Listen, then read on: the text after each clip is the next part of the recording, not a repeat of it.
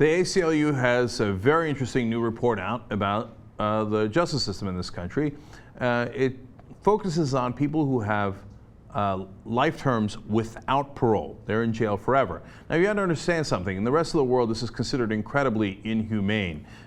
European human rights organizations actually call this, quote, a living death, okay? And there are not very many other countries in the world that do it to the degree that we do. In fact, did you know that 1 in 9 prisoners in the U.S. are serving life without parole? That's an unbelievable number. Stunning. So now, when you look at what it used to be, you know that it has quadrupled since 1984. So now, of course, in the 80s and 90s, they pass all that, get tough on crime laws and 3 strikes and you're out. And, you hear the outrageous case of people stealing pizza as their 3rd strike and they get a life sentence. That's true. ACLU concentrated on 100 cases here that they gave more details on. But now, here is another amazing number. There are 3,278 people serving life without parole in the United States for non-violent offenses. So it's one thing, hey, you've got multiple rapes, you do child molestation, etc. Look, I'm not a European liberal, and I don't know, maybe that makes me a bad guy.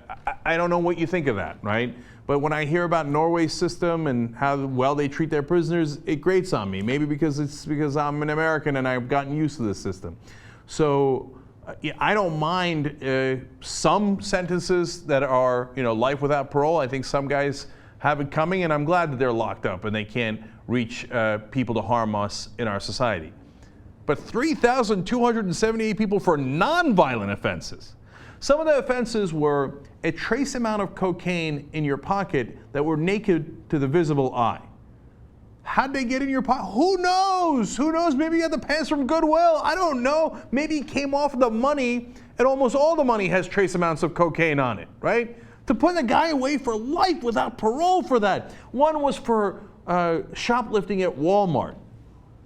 Another one, trace amounts of heroin, can't be seen. Nonetheless, gone for life. So then there's the issue of whether there's some racial injustice in this as well. Well, let me give you some numbers, and you interpret it as you will. Trust me, I'm going to give my interpretation as well, and it's not going to be unclear. For example, in the state of Louisiana, the people that are facing life without parole for nonviolent offenses, 91.4% of those are black. Now, I can assure you that 91.4% of Louisiana's population is not black. That does not match the population in Louisiana. But when it comes to putting away people for life, if you're black, well, you've got a much, significantly, gargantuanly higher chance of being put away for life for a nonviolent offense. Funny how that worked out. In Mississippi, that number is 78.5%. And here's another stunning number. If you're black in Mississippi, the chance of getting life without parole for a nonviolent offense is 20 times higher if you're black than if you're white. 20 times higher. Gee, I wonder if race plays a role in this, or it's just wild coincidence they keep doing it to black people. Now, a lot of racists will then say, well, blacks, they're more violent. These are for nonviolent offenses. All right, and if you're Latino, well, you're a little better off, but not by much. Just 2 examples. In Illinois, you're 8 times more likely than a white guy to get a life sentence for nonviolent offenses. And look at that. Is Louisiana not merciful to Latinos? Only twice as high rate than whites for that same category. Now, finally, look, these are a lot of numbers, and it makes my blood boil to see what we're doing to people, especially with this insane war on drugs, right? But let me give you one specific example that really shook me. It's of Jesse Webster. Now, Jesse Webster had no criminal record whatsoever when he was busted for an aborted cocaine deal. So the deal never even happened, right? And he had a couple of accomplices, the government said, and they turned him in. Now, he didn't turn them in. He didn't go to the government and cooperate with them. Mainly, he said, because he was so scared that something was going to happen to his family because he wasn't in that life. So he's worried that they were going to go get him and he had nobody to protect him. Now, his co-conspirators had no problem turning on him. They had long criminal records.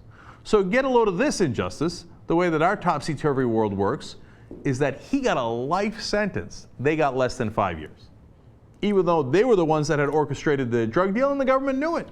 In fact, his own judge knew it. When sentencing him, said, I have no choice. I have to give you a life sentence, but I don't want to, and I think it's the wrong thing to do. Gone for life. Got his GED in prison. He's now counseling other inmates. He's been in there for decades at this point. And by the way, at this point, not only has that same judge written a letter to the president asking to commute his sentence, but even the prosecutor has. When's the last time you heard of a case where the prosecutor writes and says, man, you got to let this guy out of jail. I put him away, but this is crazy. You got to let him out of jail. So has President Obama done that? Of course not. Because what would Fox News say? Fox News might say, oh, the president commuted a sentence of a criminal, a cocaine drug dealer, a black guy. Well, we wouldn't want that. Would President Obama risk this much political damage? And it wouldn't necessarily be any damage. It would probably help him because people might think that he's a decent, humane individual. But would he risk this much of a percentage chance that it would hurt him? No, apparently he wouldn't. So, sorry, Jesse Webster, you're going to remain in jail for God knows how long.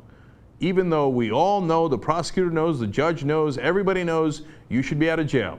But President Obama right now has set a record for the least amount of pardons and commutations.